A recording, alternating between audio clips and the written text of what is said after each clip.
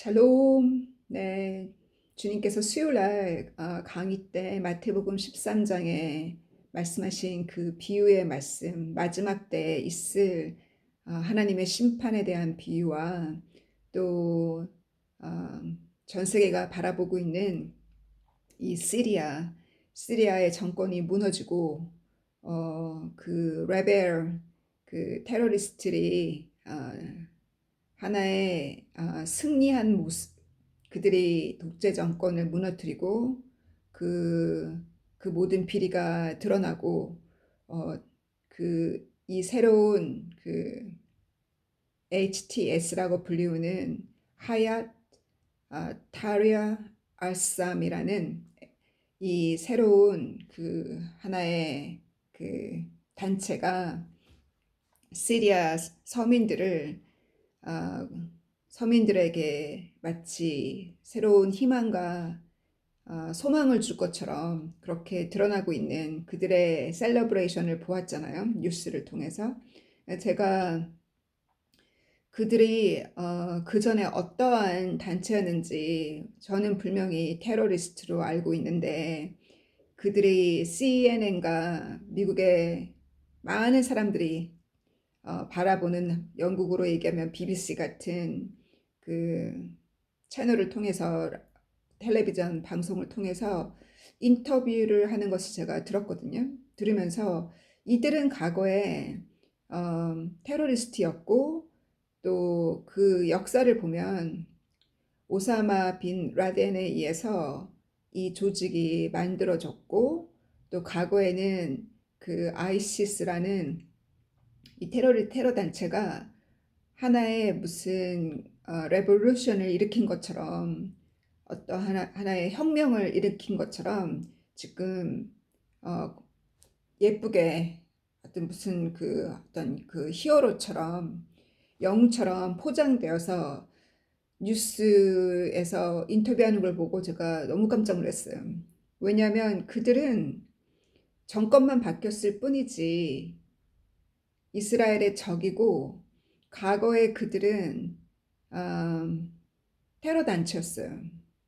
그런데 과거에 우리가 이 하마스나 헤즈볼라도 가자나 레바논에 있는 그 정부들도 처음에 시작할 때는 이 웨스턴 사람으로부터 전 세계로부터 하나의 그 인정받는 하나의 정부로 시작했잖아요. 그렇게 시작했지만 결국은 그들은 서민들이 살고 있는 그 도시의 지하에 그들의 어떤 본부를 만들고 심지어 그 병원 밑에다가 지하에다가 그들의 무기를 실었던 그렇게 전쟁을 준비했던 이스라엘을 공격하기 위해서 전쟁을 준비했던 테러 단체잖아요. 그런 것처럼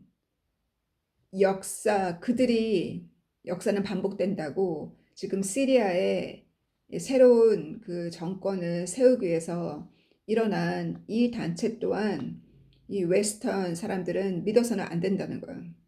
왜냐하면 그들은 결국은 처음에는 뭐라고 인터뷰에서 얘기를 하냐면 서민들을 위해서 공식적인 인스티튜션을 세우겠다. 교육과 서민들을 위한 하나의 새롭게 이 시리아를 다시 혁명을 통해서 시리아를 다시 새롭게 국가를 구축하겠다라고 말을 하지만 서민들과 후세를 위해서 하지만 그들이 무엇을 가르치겠어요. 결국은 하마스도 그랬고 그들이 작년 10월 7일 날 이스라엘을 공격할 때 그 어린 그 하마스가 그 민족이 아니라 그 하나의 그 혁명을 통해서 그 가자 정부로 설립된 게 2005년이라고 지금 기록을 보면 나오거든요. 그럼 2005년에 그들이 정부를 설립하고 마치 지금 시리아의 레벨이 새로운 정부를 구축하겠다고 얘기하는 것처럼 2005년부터 시작해서 작년에 공격할 때까지 2023년까지 거의 20년 가까이 그들이 한 것이 무엇이에요? 무엇을 교육했으며 무엇을 가르쳐서 그 10대들이 이 유태인을 살인하고 나서 유태인을 죽이고 나서 이 핸드폰으로 그들의 부모에게 보낸 메시지에 보면은 마치 자기가 유태인을 살인했기 때문에 마치 영웅인 것처럼 그렇게 메시지를 남긴 것을 보았잖아요. 이렇게 그들은 그 거의 20년 동안 그 어린 아이들을, 10대 아이들을 이렇게 쇠뇌를 시켜서 이스라엘이 그들의 적이고 유태인을 살인하는 것이, 그들을 유태인의 씨를 없애는 것이 그들의 하나의 그 태어나는 목적처럼, 우리는 하나님의 씨는 하나님의 자녀예요. 마태복음 13장 그 예수님께서 말씀하신 36절 이하에 이 곡식과 잡초에 대한 비유를 말씀하실 때, 곡식은 하나님이 뿌린 그 하나님의 씨는 하나님의 자녀고 그 씨를 뿌린 자는 인자라 하셨어요.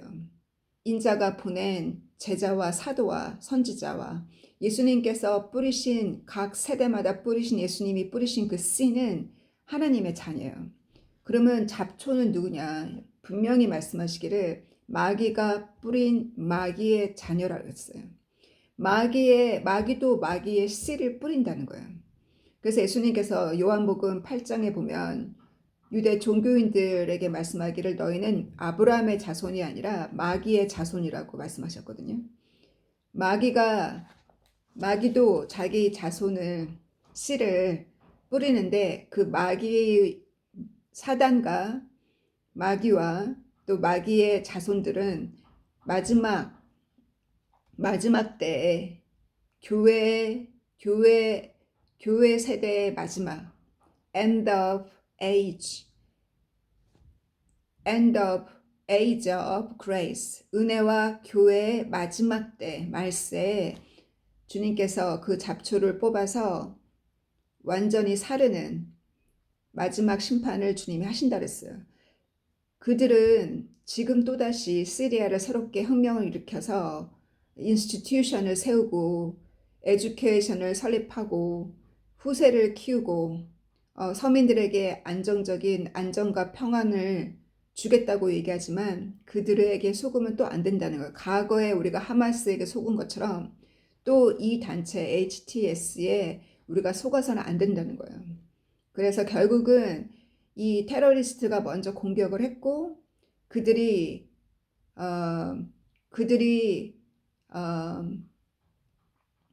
시작한 이 전쟁으로 인해서 결국은 이스라엘이 하마스의 모든 뿌리를 없애고 헤즈볼라의 뿌리를 없애는 1년 동안의 전쟁이 있었어요. 그러면 또 시리아의 이 혁명 단체가 또 이스라엘을 공격할 거라고요.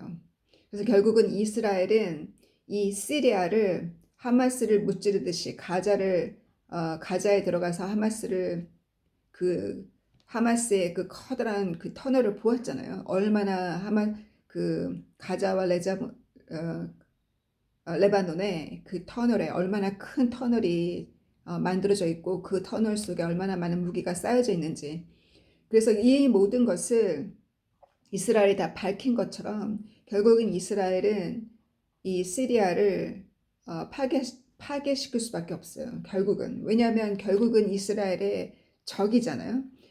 그래서 그 성경에 예언되어 있는 이 다마스커스가 완전히 폐허가 된다고, 많은 선지자, 대선지자 이사야를 통해서나 에스겔이나 또 작은 선지자를 통해서 이미 말씀하셨어요. 주님은 이미 예언된 이스라엘의 적 시리아가 완전히 패망에 이를 거라는 그 예언이 곧 이루어지고 있는 이때라는 거예요. 그래서 지금 보고 있는 왜 시리아에 이와 같은 혁명이 일어났고 또 이런 혁명을 통해서 이스라엘을 공격해 들어오는 새로운 그 적을 통해서 하나님은 성서에 이미 선지자를 통해서 예언하신 그 예언을 이루실 거라는 거. 그리고 우리 웨스턴에 있는 사람들은 또다시 하마스와 같이 2005년에 하마스를 믿었던 것처럼 또다시 믿어서는 안 된다는 거. 왜냐하면 결국은 이 EU나 이 유럽에 있는 모든 나라들은 EU를 포함해서 결국은 역사를 들어가가 보면 결국은 바벨론의 후손이고 바벨론의 후손 가운데 적그리스도가 나오잖아요. 예수님께서 그 마태복음 24장이나 마지막 때에 대한 우리가 질문을 했을 때 제자들이 다니엘의 말한 바라고 분명히 말씀하셨어요. 다니엘의 말한 다니엘서의 예언을 보면 7년 동안 평화 조약을 맺고 7년의 한 중간에 3년 반쯤 됐을 때 적그리스도가 그 성전 3차 성전에 그 보좌에 앉고 거기서 자기가 메시아라고 선포할 그 적그리스도는 어디서 나오냐면 이 바벨론의 후손, 바로 이 유럽의 이스라엘의 적 가운데 나온다는 거예요. 이스라엘의 적은 다니엘이 보기를 열 민족이 일어난 것을 보았고, 그리고 나서 적그리스도가 열 민족 이후에 적그리스도가 일어나는 것을 보았어요. 그 적그리스도는 분명히 이 이유나 이스라엘 연방에 있는 이스라엘의 그 적 가운데 적그리스도는 일어날 거예요. 그래서 결국 이스라엘에 있었던 그 테러, 작년 10월에 있었던 그 테러는 이스라엘에만 있는 것이 아니라 이와 같은 일이 이 웨스턴 민족 가운데 있을 거라는 것을 상징적으로 보여주는 거예요. 결국은 크리스찬에 대한 핍박, 마지막에 일어날 그 크리스찬을 향한 핍박은 결국은 이스라엘의 적들에 의해서 핍박이 일어나는 거예요. 그래서 이와 같은 것을 지금 정치를 보면서 이 중동을 보면서 얼마나 때가 가깝고 예언이 지금 이루어지고 있다는 것을 다시 한번 확인하게 되었어요. 그리고 이번 주 있었던 성경 공부를 통해서 마태복음 13장 36절 이하의 그 비유 말씀처럼 예수님께서 인자가 씨를 어디에 뿌렸냐면 이 세상에 씨를 뿌렸어요. 교회에다가 씨를 뿌리신 것이 아니라 인자가 씨를 the field, 들판에 씨를 뿌렸는데 그 들판은 이 세상이라고. 그래서 마지막 때 천사를 통해서, 천사가 추수한다 그랬잖아요. 천사를 통해서 우리는 주님과 함께 씨를 뿌리는 자죠. 그리고 우리도 말씀을 전하면서 그들을 추수하지만 그 추수를 실제로 돕는 자, 그 추수를 뒤에서 하는 자는 천사장이란 거야. 천사들이 마지막 휴거 때에도 천사들이 준비된 자들을 데리러 오잖아요. 예수님께서 사방에 천사들이 주님의 신부들을 추수하는 것을 비유로 말씀하신 것처럼, 그래서 그 마지막 추수 때, 예수님이 오시는 마지막 때 그 추수는 이 세상에서 일어난다는 거예요. 교회에서 일어나는 것이 아니라 이 세상에서, 교회 안에도 있고 교회 바깥도 있다는 거예요. 예수님께서 인자가 씨를 뿌렸는데 교회 안에서만 자라는 것이 아니라 교회 바깥에도 있다는 거예요. 그래서 추수의 때에는 교회 바깥에서 추수가 더 많이 일어날 수도 있어요. 그거는 주님만이 그 숫자를 아시겠죠. 몇 퍼센트가 우리 교회 안에서 몇 퍼센트가 추수가 될 건지, 또 교회 바깥에 추수되는 곳이 있다는 거예요. 그래서 주님은 진리를 우리에게 깨달을 수 있는 이해력과 지혜를 주셨고, 그 진리를 깨닫고 이해하고 그 말씀대로 사는 자, 그 말씀대로 살기 위해서 자기 자신이 하나님의 번제물이 되어서 날마다 그렇게 사는 자, 그 말씀대로 살기 위해서 노력하는 자, 그런 자는 주님께서 마지막에 그들을 통해서 또 천사들을 통해서 마지막에 마지막 복음, 그 마지막 복음은 진리에 대한 진정한 진리를 선포하는, 예수님께서 내가 태어난 이유는, 본디오 블레더에게 말씀하시기를 내가 이 땅에 태어난 이유는 이 진리를 증거하기 위함이라 했어요. 그것이 예수님의 태어난 목적이라 하셨어요. 그 목적이 예수님의 제자가 되어서 예수님을 쫓는 이 마지막 때에도 그것이 동일한 우리가 태어난 목적이에요. 그 진리를 선포하고 진리를 증명하기 위해서고, 그 진리를 선포할 때 그 선포되는 말씀이 위력 있게 선포가 되기 위해서는 내가 그 진리의 말씀대로 살고 있을 때 위력 있게 선포된다는 거예요. 수요일 날 제가 어떤 얘기를 했었냐면, 세 명의 자매님이 말씀을 듣고 있는 우리 장님 이나를 비롯해서 또 두 명 다, 세 명의 자매님이 하소연을 하는 거예요. 자기 엄마랑 대화가 안 된다고. 엄마에 대한 불만 불평이 너무 많았어요. 그래서 뭐랬냐면 내가 스탑 그랬어요. 내가 주님의 제자로서 말하지만 불만 불평 그만하라고. 그 기적은 그 우리의 사랑하는 엄마가 아직은 회개하지 않고 아직은 어둠에 계시지만 우리 엄마를 구원해 주신 예수님의 그 자비하심처럼 그 기적은 크게 두 가지 방법으로 준비되지 않았던 너희의 부모님도 너희 엄마도 이 두 가지 방법으로 주님이 출소하신다고. 첫 번째는 나의 거룩한 삶을 통해서. 그러나 이것은 굉장히 많은 세월이 걸려요. 많은 연수가 걸려요. 나의 거룩한 삶을 통해서 그것이 감동이 되어서 따라오는, 너희 엄마가 그렇게 감동을 받고 주님 앞에 올 수도 있고 거룩한 삶을 통해서. 두 번째는 그들을 고통 가운데, 그것이 질병이건 그 어떠한 고통 가운데 주의 이름을 부르도록 하신다고. 첫 번째 방법은 내가 거룩한 삶을 삶으로, 내가 주님과 일체됨으로 주님의 보혈의 피가 그녀에게 미칠 것이요. 두 번째는 그들의 고통 가운데 올 거라고 제가 이렇게 선포하고 나서, 그게 수요일이었잖아요. 금요일 날 문자를 받았어요. 그 중에 한 자매님이, 어머님이 연세가 물론 많으시죠. 80이 넘으셨으니까. 근데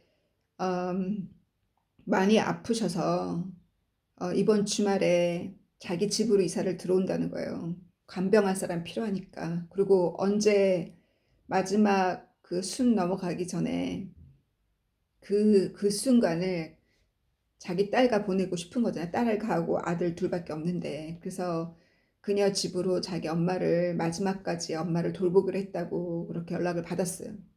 수요일날 말씀을 선포했는데 바로 이런 일이 생기잖아요. 주님께서 얼마나 추수가 급했으면 말씀을 선포하자마자 이틀 후에 이런 일이 생겼어요. 그러면서 어머니 마지막 가시기 전까지 회개하고 주님을 꼭 받아들이게 해달라고 그렇게 연락을 받았거든요. 그래서 말의 능력, 주님이 우리에게 주신 그 말의 능력은 우리가 그렇게 살 때, 그 말씀대로 살 때 그 말의 능력을 주님이 많이 보여주셨어요. 또 무엇을 또 보여주셨냐면, 지난주 일요일 날 한국 가족이 저희 교회로 방문을 한 거예요. 처음으로. 딸이 홍콩에서 오신 한국 가족인데, 딸이 직업을 여기서 구해서 딸이 다닐 만한 교회를 찾으러 엄마가 같이 오신 거예요. 그래서 딸은 하프 코리안이에요. 그래도 한국말도 잘하고 영어도 잘하고. 그래서 제가 뜨겁게 맞이하고, 내가 동양인을 위해서 기도를 많이 했다고. 동양에서 오신 분이 저랑 한 6개월 정도 성경 공부하다가 싱가포르로 간 이후로 또 동양 친구가 그리웠다고. 그래서 기도를 했었는데 이렇게 오신 것 같다고 제가 그랬더니 그런가요? 이렇게 하시더라고요. 그리고 나서 일요일 날 이렇게 인사를 하고 또 연락이 올 줄 알았는데 연락이 안 오는 거예요. 그래서 그냥 한국 교회로 가셨나 보다. 여기는 저밖에 없으니까 그럴 수 있지 하고 어디로 가든 주님께서 그 딸을 잘 양육하리라고 좋은 그 딸에게 합당한 교회로 갈 거라고 저는 기도만 하고 있었거든요. 그러고 나서 일요일 지나고 어제까지 거의 5일이 지났잖아요. 근데 제가 주님이 금요일 날 꿈을 미리 보여주셨어요. 꿈에 예배를 드리는데 그 한국 가족이 홍콩에서 오신 한국 가족이 예배 때 보이는 거예요. 그래서 정말 다시 우리 교회로 오시려나? 한국 교회로 안 가시고 그랬는데 어제 연락이 왔어요. 연락이 오기를 곧 다시 방문하겠다고. 성경 제가 초대한 것은 교회뿐만 아니라 제가 인도하는 성경 공부에 들어오라고 그랬는데 성경 공부에 들어오겠다고 연락을 받았어요. 그래서 이와 같이 주님께서 이렇게 제가 동양 사람들을 위해서 기도했는데 주님이 선물로 보내주셨잖아요. 주님 이렇게 이나가 잘 커서 찬양도 하고 열심히 가난한 외롭고 가난한 자들을 일주일에 두세 번씩 밥을 먹이고 이렇게 컸는데 이나 다음으로 제가 누구를 보살필까요? 누가 어린 양이고 누가 잃어버린 양입니까? 제가 보내주시면 제가 양육하겠다고 제가 그렇게 기도했었거든요. 그리고 나서 이 홍콩에서 오신 한국의 딸을 저에게 보내주셔서 주님이 보내주신 양이니 열심히 잘 양육하기를 저는 양육할 것을 양육해야죠. 저는 그렇게 주님이 보내주신 양이라고 믿어요.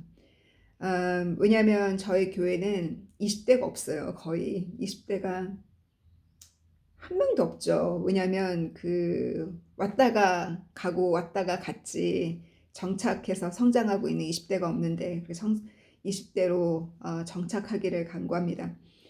그리고 또 무엇을 보셨냐면 제가 22일 날 크리스마스 디너를 제가 요리를 해서 먹이기 위해서 제가 자선하고 싶었고 또 자선을 위해서 기도했는데 한 자매님이 주방에서 일하겠다고 이렇게 자원을 하시는 바람에 제가 22일 하기로 했잖아요. 한 15명 정도가 오기로 했는데 주님이 미리 보여주셨어요. 어젯밤 꿈에.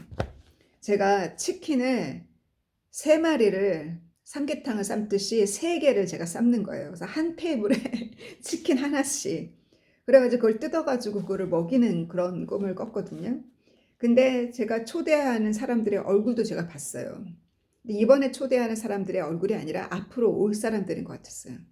전화번호를 이렇게 누르는데 번호가 아니라 그 번호가 와야 될 사람의 얼굴인 거예요. 제가 얼굴을 이렇게 찍는 거예요. 전화해서 초대하려고 하는데 전화번호가 사람의 얼굴인 거예요.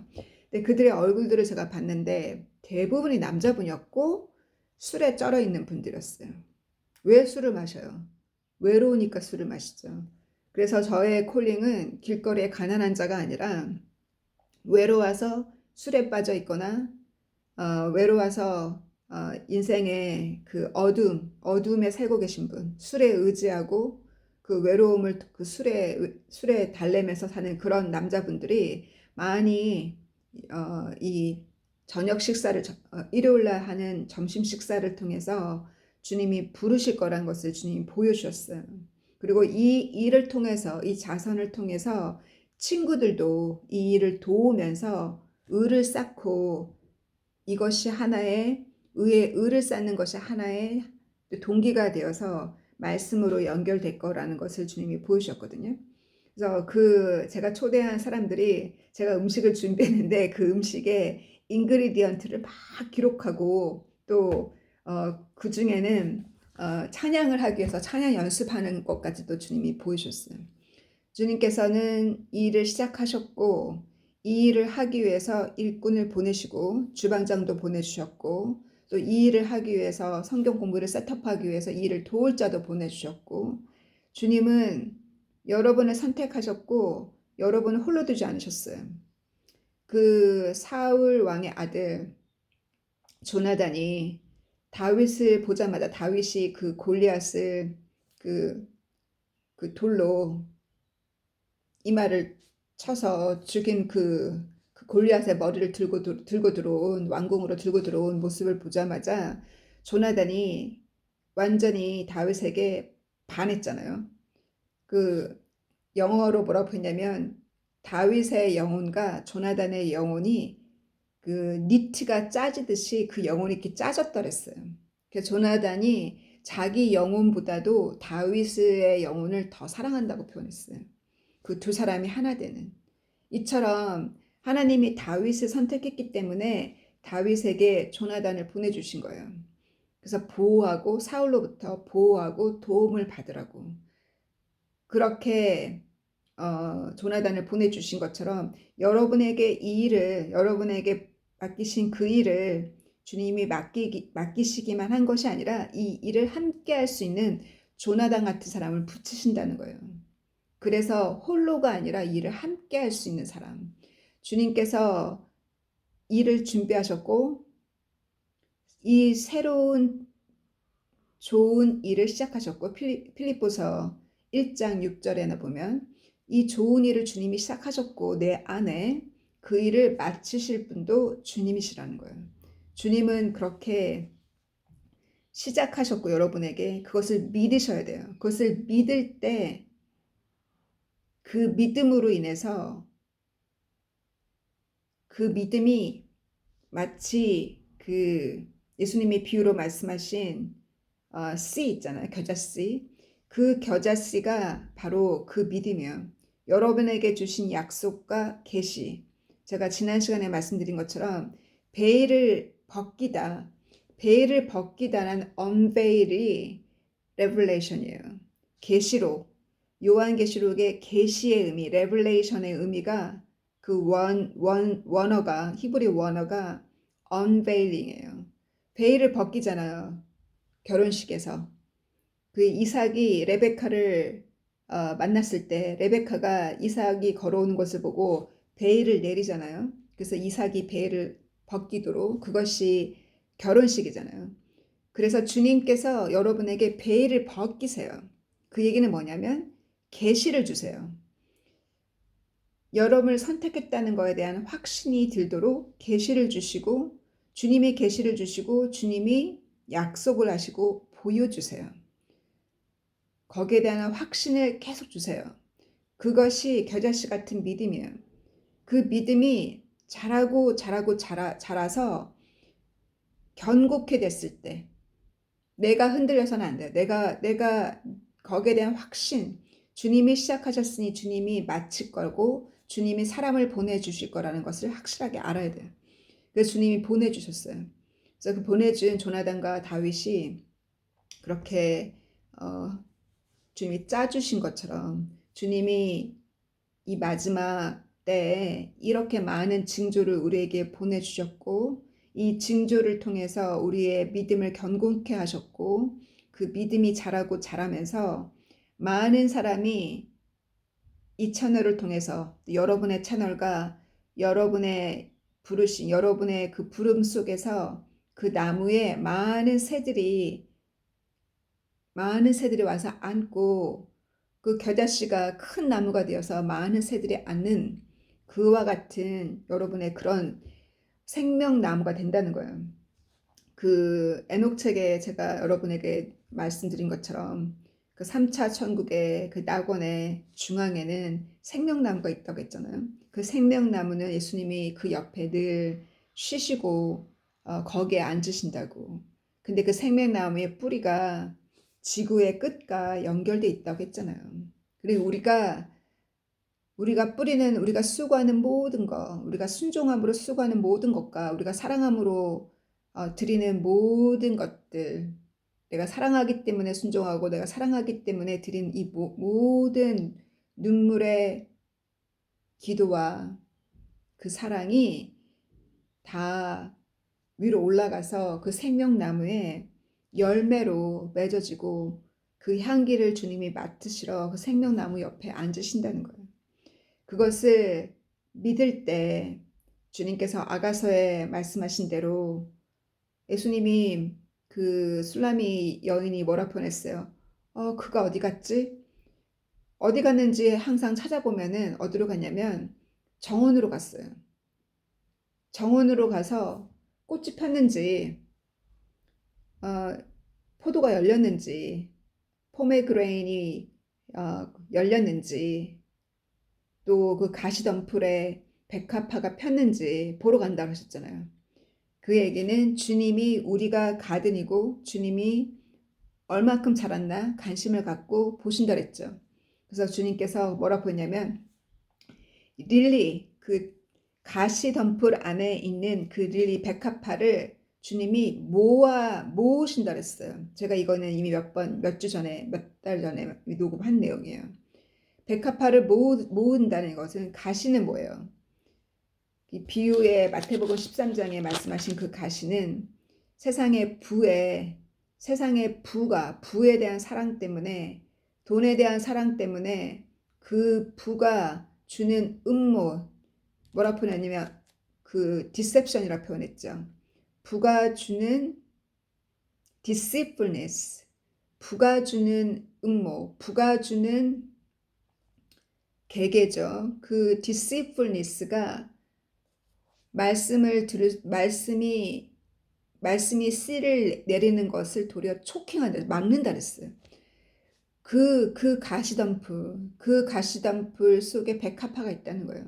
세상에 많은 사람들이 그 가시덤불 때문에 말씀이 뿌리를 못 내리지만 뿌리를 내려서 꽃이 핀 백합화를 주님이 모으신다 그랬어요. 주님께서 어떠한 방법으로 홍콩에서 부르시고 싱가포르에서 부르시고 주님이 어떠한 방법으로 간에 모아서 백합화를 함께 모아요. 단을 모아요.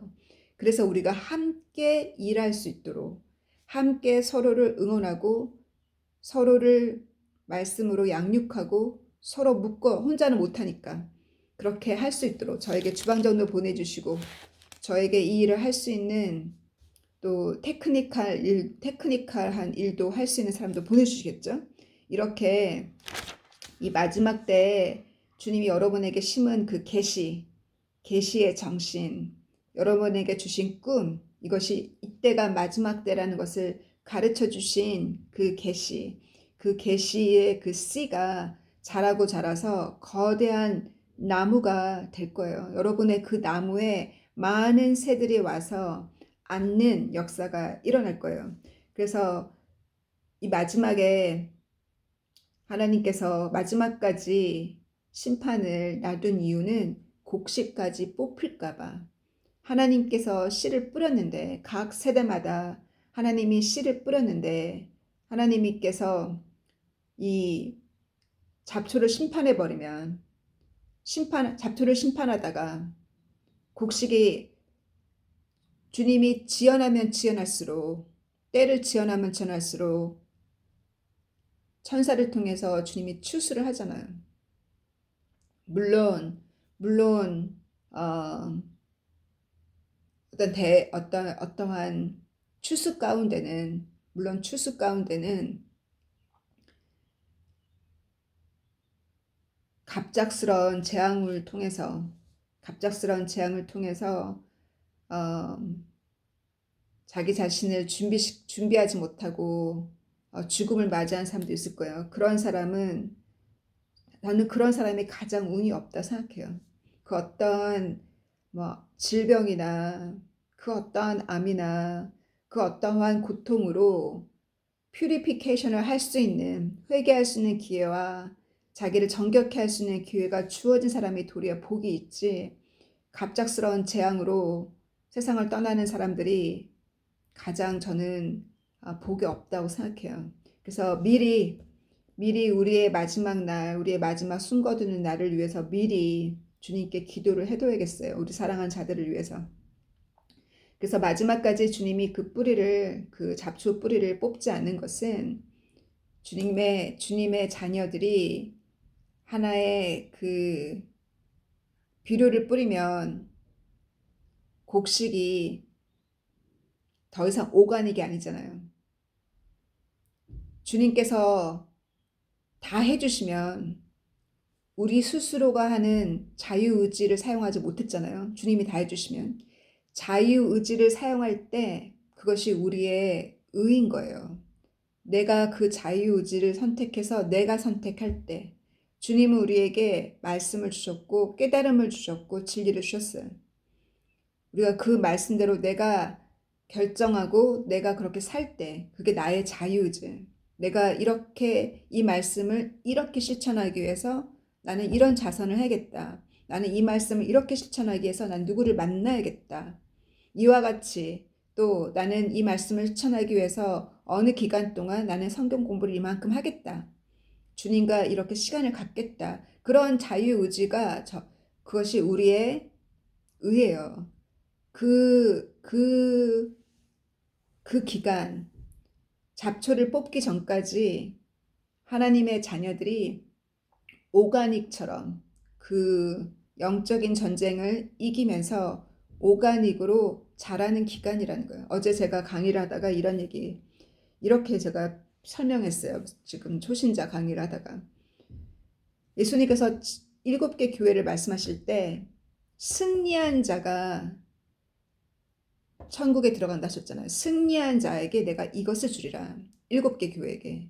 만나를 주시고 생명내게 기록되고 두 번째 사망이 너를 해하지 않을 것이고 내가 새벽별을 줄 것이고 내가 교회의 필라가 되게 해주실 거고 7개를 다 주님께서 주시기로 약속한 그 7개를 보면 승리한 자예요. 그 얘기는 뭐냐면 간중석에 앉아있지 말라는 거예요. 전쟁에 들어가야 되고 게임에 들어가야 돼요. 그 영적인 전쟁에 들어가야 승리자가 되지 관중석에 앉아있으면 승리자가 될 수 없는 거예요. 그래서 영적인 전쟁에 들어가야 돼요. 그 게임에 들어가야 돼요. 구경하고 있는 자들이 누구겠어요? 그걸 구경하고 있는 자. 사탄과 마귀나 구경하고 있는 거죠. 박수치면서 사탄과 마귀나 그걸 구경하고 있지. 그 전쟁을 누가 도와요? 전쟁 안에 들어갈 자가 저희들이고 구원을 받을 자가 저희들이 전쟁 안에 들어갈 것이고 그 전쟁을 돕고 옆에서 코치하고 열심히 이기라고 박수치고 돕는 자가 누구예요? 천사들이죠. 그래서 그 전쟁에 들어가지 않으면 그 게임에 들어가지 않으면 승리도 없다는 거. 여러분이 영적인 전쟁을 체험하지 못하고 모든 것이 평안하고 모든 것이 안일하고 모든 것이 안전하다 할 때가 더 위험하다는 거예요. 사도 바울이 말하기를 안전하다 하다가 넘어진다 그랬어요. 너 자신을 스스로 믿다가 넘어진다고.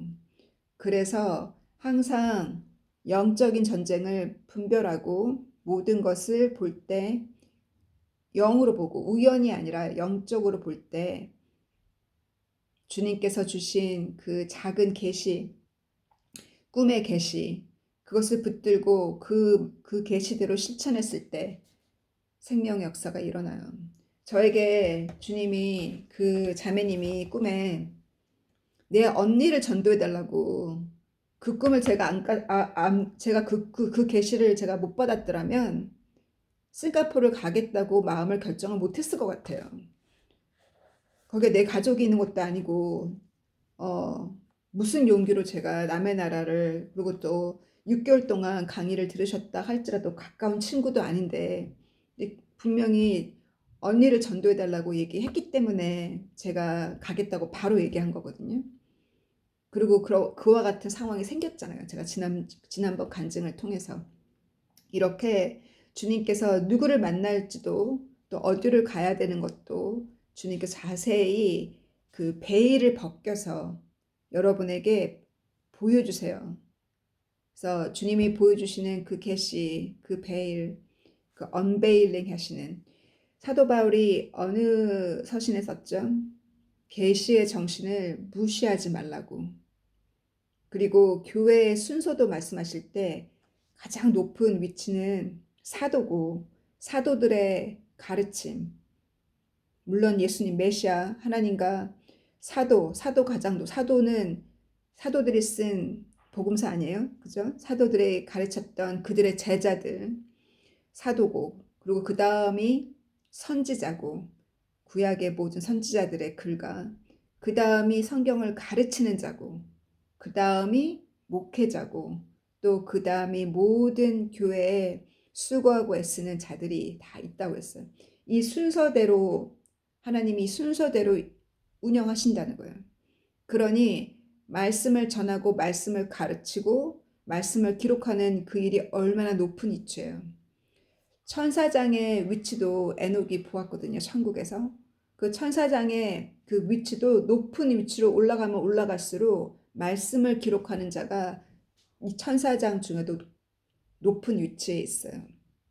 그래서 그러하듯이 그 선지자 또 사도 그들이 우리에게 가르친 그 진리와 계시의 정신, 그 계시의 정신이 우리 안에 그 계시의 정신을 절대 잊어버리지 아니하고 그 계시의 정신이 하나의 겨자씨가 되어서 그 겨자씨를 키워나가는 주님의 계시를 주면 뭐예요?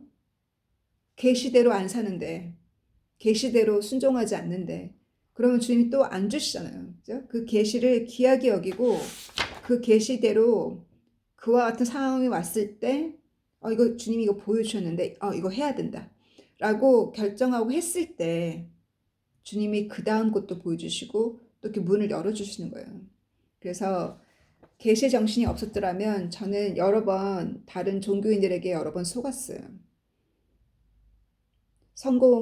영국의 성공회에서 비카로 목사가 될 뻔했죠. 주님이 주신 그 계시가 아니었으면 그 길로 갈 뻔했죠. 종교인이 될 뻔했죠. 또 주님이 주신 계시가 아니었으면 다른 종교 지도자들과 친하게 지내면서 그들의 삶을 정의화시켰을 거예요. 자기 스스로가 말씀대로 안 사는데 자기 말씀대로 안 사는 자들은 어떻게 하냐면 말씀 시간에 말씀으로 자기를 정의화시켜요. 합리화시켜요. 그래서 자기의 죄가 안 드러나도록 그래서 다른 사람도 자기처럼 죄를 짓도록 해요. 자기가 죄를 지으니까 그 죄를 합리화시키고 그 죄를 justify해서 다른 사람도 그 죄를 짓도록 만드는 것이 종교인이에요. 그와 같은 음모에 저도 끌려갈 뻔했다는 거예요. 근데 주님이 개개인을 보여주시면서 그들과는 가까이 지내지 말라고 주님 보여주셨어요. 왜냐하면 그들의 모습을 뱀으로 보여주세요. 그들이 돈에 빠져 있건 자기 죄를 합리화시키건 그들의 죄를 자세히 모르지만 주님이 그들을 뱀으로 보여주시니 제가 거리를 두는 거거든요.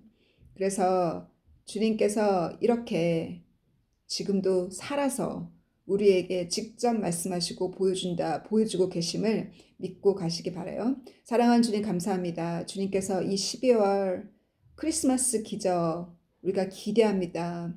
이 크리스마스 때 정말 죄인이 눈물을 펑펑 흘리면서 통곡하며 저희가 과거에 통곡하며 눈물을 흘린 것처럼 자기 죄를 자복하고 주님 앞에 무릎 꿇는 정말 죄인이 주님 앞에 자복하고 나오는 크리스마스 기적이 일어나기를 간구하고 주님 이기적인 자가 주님 앞에